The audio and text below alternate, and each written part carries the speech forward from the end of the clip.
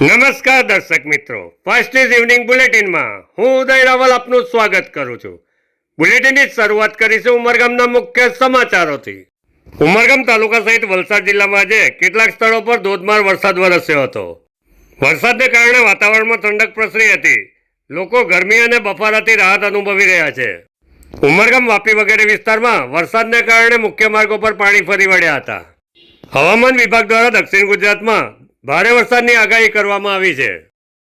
નારગોલ તેમજ તાલુકાના યુવાધનનું આરોગ્ય જોખમાય નહીં તે માટે નારગોલ ગામના દુકાનદારે અનોખી પહેલ કરી 5 વર્ષ પહેલા શરૂ કરેલી દુકાનમાં ક્યારેય પણ તમાકુ, ગુટખા અને સિગારેટ નહીં વેચવા સંકલ્પ લીધો હતો। પ્રવીણભાઈ પટેલ અને તેમના પરિવારનું માનવું છે કે બીડી, સિગરેટ, ગુટખા વગેરેથી કેન્સર જેવી ભયાનક બીમારી થાય છે। પ્રવીણભાઈ ગોપાભાઈ પટેલ, હું 2020થી અહીંયા આઈસ્ક્રીમની દુકાન ચલાવું છું અને અમારા ત્યાં સ્વદેશી આઈસ્ક્રીમો બ્રાન્ડેડ વસ્તુ જ વેચાણ કરીએ છીએ। અમે ખાસ તો ગુટકા, તંબાકુ એવું સેવનવાળા અહીંયા ઘણા આવે છે। અમે કોઈને આના માટે પ્રેરણા આપતા નથી કે ભાઈ આ વસ્તુ તમે બંધ કરો, આવી રીતે કરીએ છીએ।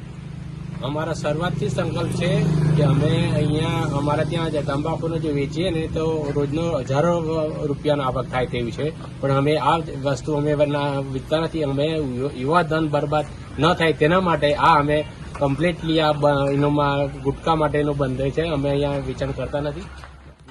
બિહારના રાજ્યસભાના સાંસદ અને બિહાર ભાજપના ઉપાધ્યક્ષ અને હાલ ગુજરાતમાં ભાજપ પ્રવાસી રહેવાસીના પ્રભારી ડોક્ટર ધર્મશીલાબેન ગુપ્તા ઉમરગામની મુલાકાતે આવ્યા હતા। ઉમરગામ વોર્ડ નંબર 6ના કોર્પોરેટર સુરેશભાઈ યાદવની ઓફિસની મુલાકાત બાદ સ્થાનિક વિસ્તારમાં રહેતા બિહાર રાજ્યના લોકો સાથે તેઓએ બેઠક યોજી હતી। ડોક્ટર ધર્મશીલાબેન ગુપ્તાની મુલાકાત પ્રસંગે વલસાડ જિલ્લાના સંયોજક NK સિંહ અને સહસંયોજક નીરજસિંહની ઉપસ્થિતિ જોવા મળી હતી। ઉમરગામ ખાતે પત્રકાર રાકેશભાઈ મિશ્રા તથા ઉપસ્થિત સૌ આગેવાનોએ ડોક્ટર ધર્मशिलाबेन गुप्ताનું ઉમળકાભેર સ્વાગત કર્યું હતું। बिहार के निवासी आप सबों को मेरा प्रणाम है, मेरा नमस्कार है। आप सभी को पता है कि और बहुत अच्छे से संचालन कर रहे पत्रकार भी हैं, बोलने भी इनको अच्छा आता है और इनके वाणी में मिठास भी है। ऐसे से राकेश मिश्रा जी उपस्थित हैं। आप सभी को पता है कि बिहार में मात्र 4 महीने के बाद चुनाव है और बिहार आपकी जन्मभूमि रही है, जहाँ की मिट्टी को आपने देखा, और मिथिला का माछ, पान, मखान, बुद्ध की धरती, पटना का गंगा की वो अभिजल धारा, जहाँ का में दूसरा एम्स और एयरपोर्ट। अभी 29-30 मई को भी माननीय प्रधानमंत्री जी पटना में थे। करोड़ राशि उन्होंने बिहार के विकास के लिए दिया। पटना एयरपोर्ट का उद्घाटन किया, नए एयरपोर्ट बनने का शिलान्यास किया। कितने ही ઉમરગામના યુવા અગ્રણી અને વિવિધ સેવાકીય સંસ્થાઓ સાથે જોડાયેલા વ્યવસાયે ચાર્ટર એકાઉન્ટન્ટ ચિંતન શાહે મુખ્યમંત્રી ભૂપેન્દ્રભાઈ પટેલ સાથે મુલાકાત કરી હતી। મુખ્યમંત્રી ભૂપેન્દ્રભાઈ પટેલ સાથે આગામી પ્રોજેક્ટ અને રોકાણ પર ચર્ચા તેમજ સ્ટાર્ટઅપ ઇન્ફોસિસ્ટમ્સની સફળતામાં યુવાનોની ભૂમિકા અંગે વિસ્તૃત ચર્ચા કરી હતી। ચિંતનભાઈ શાહે મુખ્યમંત્રીને નૌકાર રહસ્ય નામનું પુસ્તક ભેટમાં આપ્યું હતું। ઉમરગામ તાલુકામાં ચિંતનભાઈ શાહ સેવાકીય સંસ્થાઓ સાથે જોડાઈ આરોગ્ય અને શૈક્ષણિક ક્ષેત્રે નોંધપાત્ર કામગીરી કરી રહ્યા છે। વલસાડ જિલ્લાના ધરમપુર તાલુકામાં એપ્રિલ મહિનામાં થયેલી ચોરીનો ભેદ ઉકેલાયો છે। વલસાડ પોલીસે 2 આરોપીઓની ધરપકડ કરી ચોરીનો મુદ્દામાલ કબજે કર્યો છે। સરકાર દ્વારા ગુનાઓની તપાસ માટે બનાવેલ વિશેષ સોફ્ટવેર ખૂબ ઉપયોગી સાબિત થઈ રહ્યું છે। સોફ્ટવેરના આધારે જ પોલીસ આરોપી સુધી પહોંચી શકી હતી। ગત એપ્રિલ મહિનામાં ધરમપુર આસુરા વાવ રાજમહેલ રોડ ઉપર બંધ મકાનમાંથી 3,85,000થી વધુની ચોરી કરી આરોપીઓ ફરાર થઈ ગયા હતા। આરોપી સુધી પહોંચવા પોલીસે નાફેસ નામના સોફ્ટવેરની મદદ લીધી હતી। સોફ્ટવેર દ્વારા માત્ર ફિંગરપ્રિન્ટ્સના આધારે જ ગુનાહિત ભૂતકાળ ધરાવતા આરોપીઓ સુધી સરળતાથી પહોંચી શકાય છે।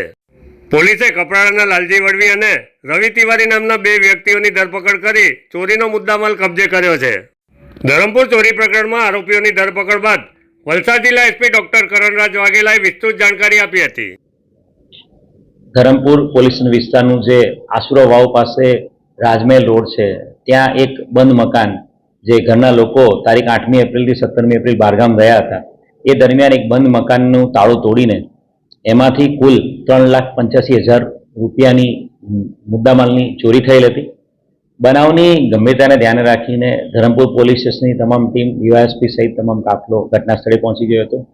છેલ્લા ઘણા સમયથી એની અંદર મહેનત કરવામાં આવી હતી અને એ મહેનતના ફળ સ્વરૂપે આ ઘરફોડ ચોરીના ગુનામાં 2 આરોપીને પકડી પાડવામાં સફળતા મળી છે. આ આરોપીને જે પકડી પાડવામાં સફળતા મળી છે એમાં સરકારશ્રીના, ગુજરાત સરકારના નાફીસ જે છે એ સોફ્ટવેર ખૂબ જ ઇમ્પોર્ટન્ટ અને ખૂબ જ મદદરૂપ થયું છે. નાફીસ દ્વારા જે બનાવના સ્થળેથી જે ફિંગરપ્રિન્ટ્સ અમને મળ્યા હતા, એના આધારે નાફીસ સોફ્ટવેર આધારે એક ચોક્કસ વ્યક્તિ સાથે ફિંગરપ્રિન્ટ મેચ થતા હતા, જેનું નામ લાલજીભાઈ લક્ષુભાઈ વળવી છે. અને એના આધારે આ લાલજુ લક્ષી વળવી જે વેરી ભવાળા કસાટ ફળિયા કપડાં રહે છે, એની પર પ્રોપર ફોકસ કરવામાં આવ્યું હતું. અને 1 મહિનાની સતત મહેનતના આધારે આ લાલજી લક્ષુ વળવી અને એની સાથે એનો મદદ કરનાર આરોપી રવિ સદાનંદ તિવારી, બંને આરોપીઓને ધરપકડ કરવામાં મોટી સફળતા મળી છે. બંને આરોપી પાસેથી રોકડા 23,000 રૂપિયા અને અન્ય દાગીના અને સોનાની ચેઇન મળીને કુલ 1,80,000થી વધુનો મુદ્દામાલ રિકવર કરવામાં આવ્યો છે.